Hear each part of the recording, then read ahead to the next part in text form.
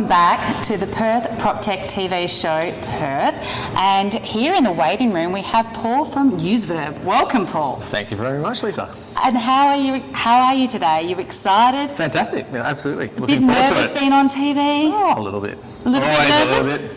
Oh, Yeah, absolutely. That's great. And day's been okay? Day's been a lovely Hair day. and makeup's no done all raining. right? I missed out on makeup and I missed out on hair. Oh, dear me. But the razor blade had a bit to do with that. At least you went to the costume and you've got some clothes on, so that's good. That's 100%. great. Excellent. And so you're recently been part of the Perth PropTech Hub in WA. So far, how do you rate your experience out of 10? Look, PropTech Hub's been amazing, and what they've done in bringing together the community and the prop technology industry here, it's tremendous. I think they're on track to overtake the whole of Australia, and Western Australia is about to lead the way from the information I've heard at the moment. I think Perth is the capital of Australia for PropTech. That's what we're going with anyway. But I won't hold you back. Over to Prash, the host of the Perth PropTech TV show. Good luck and enjoy. Thank you very much. Thank you.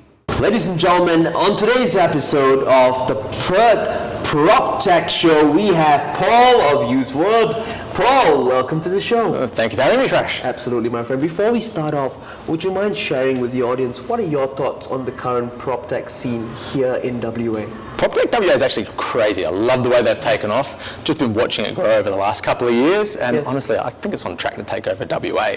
As the heart of innovation here, the PropTech Centre is just growing. We would like to think so, Paul. And we can understand a little bit more about your company, Paul, and what do you do? If you can share that with the audience, please. Yeah, of course. Just business at the moment. The heart of all business is communication and people, right? And I'm just looking around the board. What I see is that that's been missed. I don't know about you guys and how you feel, Prash, but there's a big disconnect at the moment between what we do as people and how work is. And Absolutely. I guess from us, that's the core. It's a fundamental problem. It causes all the stress. It causes all the the unhappiness. And everyone talks about this game of walking the talk and having a great team and great team culture. But we're finding the teams not actually having that culture. There's a routine. There's a disconnect.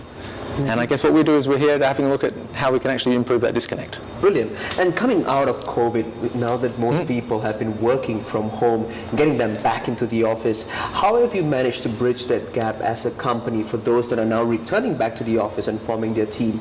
Could you share? It's pretty hard for some, isn't it? It's hard for me, my friend. I was going to say, some people just don't like getting off the couch. Yeah.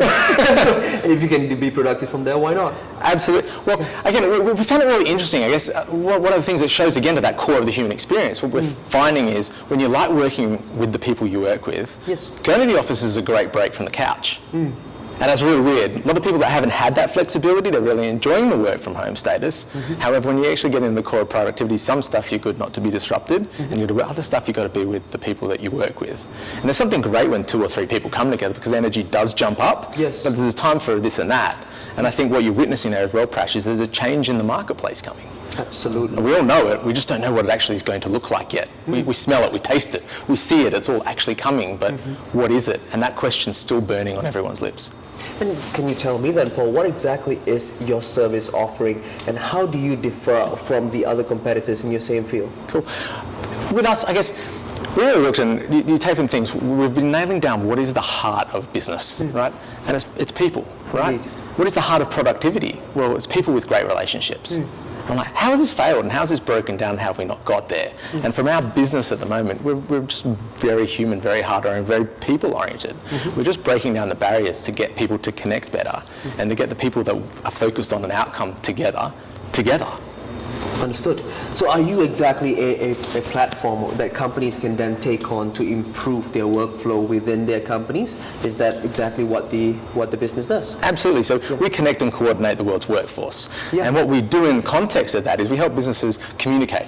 So we cut down all the barriers, we cut down all the delays, all the telephone ringing, all the voice messaging, we bring it just to get people with the bits they need together as they need to, when they need to. We do nice things. The next side of things, when businesses go really well, one of the cool things about them is they grow. When we grow, we look for new members to join our team. Right? And this is one of the areas where we find a lot of that team culture breaks down because I don't know about you, but cover letters suck. Right? Absolutely. CVs are pretty much useless, and depending on where you're at with it, quite often you haven't written it yourself. You've got someone else to write it for you even as well. And people don't hire CVs and cover letters. Everyone knows there's some problem here. Everyone's witnessing it and searching for the solutions. And what we do is we hire the people who send in the CV and the cover letter. Right? Brilliant. And what UseVerb's done by revisiting the fundamentals of recruitment, we've just switched a small thing that allows people to meet people and find the people that work for the role. That's awesome, Paul. And we all know that the property and the construction sector has gone through a big shift over the last 2 years. Can you share with us what exactly has been your challenge throughout the last 2 years with your company's offering? Challenge for us, look, the real challenge for us is actually just getting it out there and getting the word out to people. And there's a little bit of confrontation, there's a little bit of friction, and it's great because it's turmoil. But what we do is we're allowing those people that are on site that, they might have a sketchy record the last 2 years. Their CV might not look so good. They might have had some time off, they might have been sick, they might have been let go in a downsizing of an organisation through this process.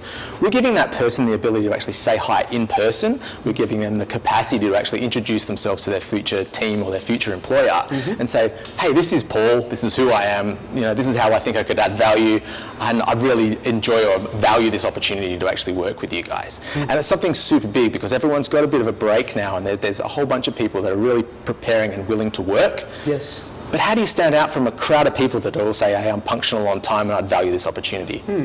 The text and the words saying that don't mean the same thing to you sitting there and saying, hi, I'm Prash and I'd really love to, and you fill in with your value proposition. And we're giving people the ability to do that. From a recruiter and an employer or a construction manager point of view, let's face it, we've all got a gut instinct. Indeed. Right? And we go, has he worked? Is he working? Is he capable? Who is he? Can I trust that he's going to turn up on Monday? Right? Will he be here on Wednesday still? Right? These are the thoughts that go through our head when we look at who we're going to hire. And Verb gives this unique way to compact that process. It kind of makes it fun, actually, if I'm to be honest. Yes. But it really just humanises this process at the moment that's completely been dehumanised by current process.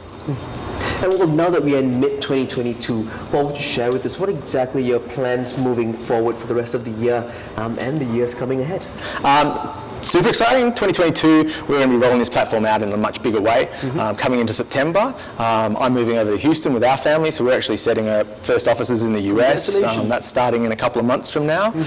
So yeah, it's just a lot of expansion. It's there's not so much more feature building for us for the next year, but we're looking forward to that and what comes on when we go into 2023 and onwards. But it's just, it's a lot of excitement. It's a lot of opportunity. Yes. It's just changing the way people apply for work. I can see the passion roll off you, Paul, and that's awesome to see. Once again, going to the US, we want to wish you the very best from all of us here at the PropTech Hub. It's all about innovation. You are homegrown and now you're bringing it global.